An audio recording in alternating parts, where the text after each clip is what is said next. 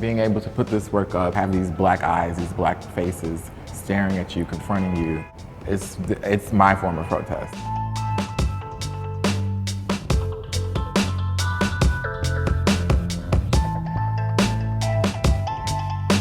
A lot of my friends got up and went out, and they would always call me like, oh, you want to go to the march? I decided not to go, and I always had an excuse. I was sick, I was tired, something. And so I decided that I had to do something and that I would best be of service via art.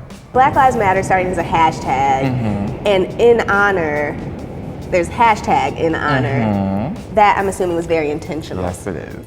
With the emergence of Black Twitter and seeing how powerful it actually is, I wondered if I could make something visually interesting and interject it into that conversation and have it be of service for the movement. Take me through how you create one of these. I'd like to utilize a movement called abstract expressionism.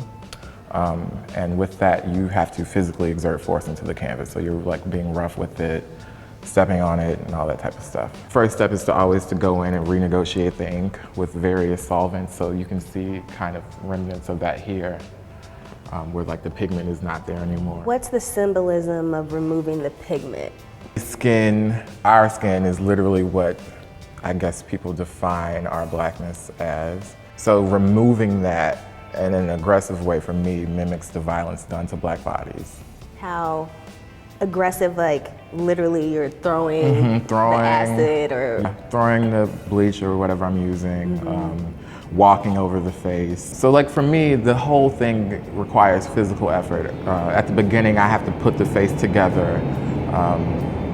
And so it's just kind of like this care for your brother, care for your sister type of thing. And then at the end, I've put this being together and I've cared for it in a way after the violence. Is it cathartic or healing at all for you? What are you thinking when you're doing I think it's equally healing and equally frustrating. I think there's something to be said for, like I said, like the physical effort of having to do this, but then also at the end of the piece realizing why I'm doing this and the fact that this violence is continuing. When I started this residency the day before Alton Sterling was murdered.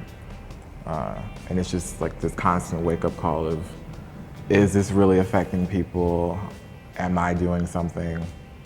Being called to action doesn't always mean being violent or